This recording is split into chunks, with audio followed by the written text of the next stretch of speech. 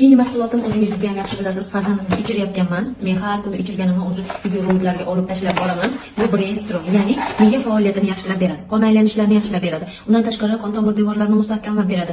Buni tarkibida B vitamini bor. Bilasizlar, B vitamin hazm jarayoni uchun ham ishlab beradi. Jigarni tozalash uchun ham ishlaydi, metabolizm uchun, hamma asab tizimlarini joyiga keltirish uchun ham B vitamini juda ham kerak. Mana ko'rinyaptimi, shuncha B vitamini bor buni tarkibida.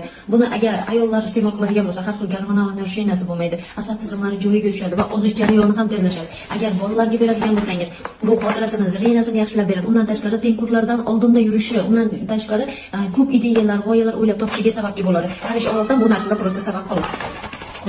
Endi biz masalan yeb ichayotgan mahsulotlarimizdan obязательно shu vitaminlarni olishga qiynalamiz. Chunki vitaminlar ham qachonki quyosh nuri ta'sirida o'sgan vitaminlarda bo'ladi. Masalan, B vitamini B9 vitamini eng zo'ri mana shu qo'ziqorinda, ya'ni quyoshda chiqqan qo'ziqorinda bo'ladi. Lekin hozirgi kunda qo'ziqorin parnikda yetishtiriladi, ya'ni hvikat orqali yetishtiriladi hamma narsa. Pomidor, bodring